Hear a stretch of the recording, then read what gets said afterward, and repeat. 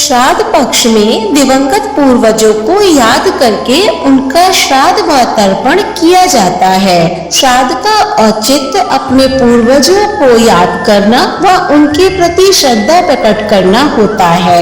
श्राद्ध पितरों की आत्मा की शांति और उनकी मोक्ष प्राप्ति के लिए किया जाता है। हमने अपनी पिछली वीडियो में श्राद्ध के महत्व के बारे में और श्राद्ध क्यों किया जाता है विस्तार से बताया है।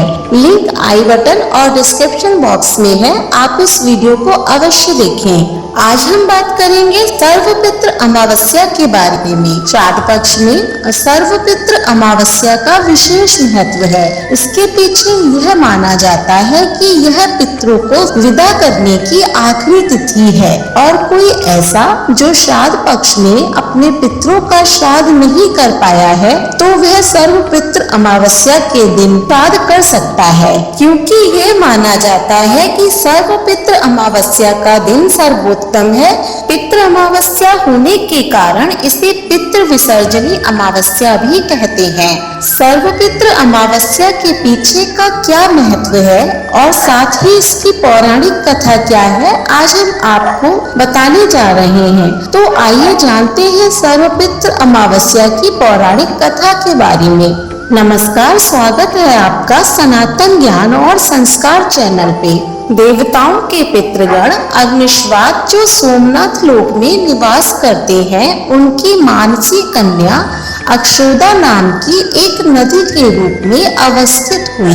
मत्स्य पुराण में अच्छोद सरोवर और अच्छोदा नदी का जिक्र मिलता है, जो कि कश्मीर में स्थित है।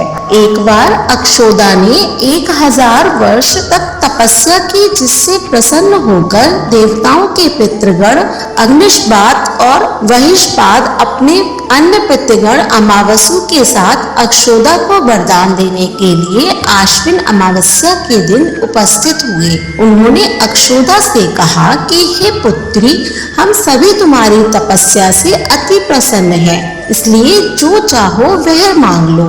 लेकिन अक्षोदा ने अपने पितरों की तरफ ध्यान नहीं दिया और वह अति तेजस्वी पितृ अमावसु को अपलक निहारती रही। पितरों के बार बार कहने पर उसने कहा कि हे भगवान, क्या आप मुझे सचमुच वरदान देना चाहते हैं? इस पर तेजस्वी पितृ अमावसु ने कहा, हे अक्षोदा, वरदान पर तुम्हारा अधिकार सिद्ध है, इसलिए निसंकोच कहो। अक्षोदा ने कहा, भगवान, यदि आप मुझे वरदान देना ही चाहते हैं तो मैं तत्क्षण आपके साथ रमण कर आनंद लेना चाहती हूँ। अक्षोदा के इस तरह कहे जाने पर सभी पितृ क्रोधित हो गए। उन्होंने अक्षोदा को शाप दिया कि वह पितृलोक से पतित होकर पृथ्वी लोक पर जाएगी। पितरों के इस तरह शाप दिए जाने पर अक्षोदा पितरों के पैरों में गिरकर रोने लगी। इस पर पितरों को दया आ गई। उन्होंने कहा कि अक्षोदा, तुम पतित योनि में श्राप मिलने के कारण मत्स्य कन्या के रूप में जन्म लोगी। पितरों ने आगे कहा कि भगवान ब्रह्मा के वंशज महेर्षि पाराशर तुम्हें पति के रूप में प्राप्त होंगे। तुम्हारे गर्भ से भगवान व्यास जन्म लेंगे। उसके उपरांत भी अन्य दिव्य वंशों में जन्म लेते हुए तुम श्राप मुक्त होकर पुनः पितृलोक में वापस आ जाओगी। पितरों के इस तरह कहे जाने पर अक्षोदा शांत हुई। अमावसु के ब्रह्मचर्य और धैर्य की सभी पितरों ने सराहना की एवं वरदान दिया कि यह अमावस्या की तिथि अमावसु के नाम से ही जानी जाएगी। जो प्राणी किसी भी दिन श्राद्ध न कर पाए, वह केवल अमावस्या के दिन श्राद्ध तर्पण करके सभी बीते 14 दिनों का पुण्य प्राप्त करते हुए अपने पितरों को तृप्त कर सकते हैं।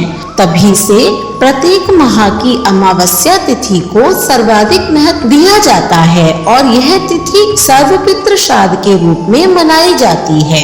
उसी पाप के प्रायश्चित हेतु कालांतर में यही अक्षोदा महेर्षि पाराशर की पत्नी एवं वेदव्यास की माता सत्यवती बनी थी। तत्पश्चात समुद्र के अंशभूत शांतनु की पत्नी हुई और 2 पुत्र चित्रांगद तथा विचित्रवीर्य को जन्म दिया था। इन्हीं के नाम से कलयुग में अष्टका श्राद्ध मनाया जाता है। तो ये है सर्वपित्र अमावस्या की पौराणिक कथा। प्रेम से बोलिए ओम नमो भगवते वासुदेवाय नमः। सर्वपित्र अमावस्या पर इस कथा का श्रवण करने का विशेष महत्व है। आपकी इस कथा का श्रवण करिएगा, आपको अवश्य ही पितरों का आशीर्वाद प्राप्त होगा। अगर आपने ये सर्वपित्र अमावस्या की कथा पहले सुनी हो तो हमें कमेंट बॉक्स में बताएं, और अगर ना सुनी हो तो इसे ज्यादा से ज्यादा शेयर करें, जिससे और लोग भी इस कथा का श्रवण कर सकें। वीडियो अच्छी लगी हो तो लाइक करें, और ऐसी ही धार्मिक कहानियाँ देखने के लिए हमारे चैनल को सब्सक्राइब करें। धन्यवाद।